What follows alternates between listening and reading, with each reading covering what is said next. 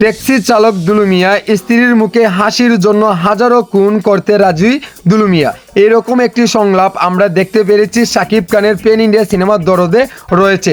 দরদ সিনেমাটি দুর্দান্ত লেভেলের একটি গল্প, এমন ইন্টারেস্টিং একটি গল্প হচ্ছে দরদ। দরদ সিনেমাতে শাকিব খানের লুক রয়েছে 20টি।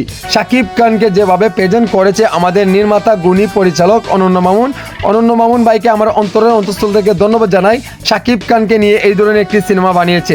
শাকিব খানের এই পেন ইন্ডিয়া সিনেমা দরদের মতো কোনো সিনেমা বাংলার ইন্ডাস্ট্রিতে 50 বছরও হয় নাই, এইরকম তৈরি করতে কেউ পারে নাই। এই গুণী পরিচালকের কারণে শাকিব খান এত সুন্দর একটি সিনেমা বানিয়েছে, এমনকি দুর্দান্ত লেভেলের। শাকিব খানের স্ত্রীর জন্য সব কিছু করতে পারে। ট্যাক্সি চালক থেকে শাকিব খান মাফিয়া হয়ে যায়, গ্যাংস্টারের চরিত্রে দেখা যায় শাকিব খানকে।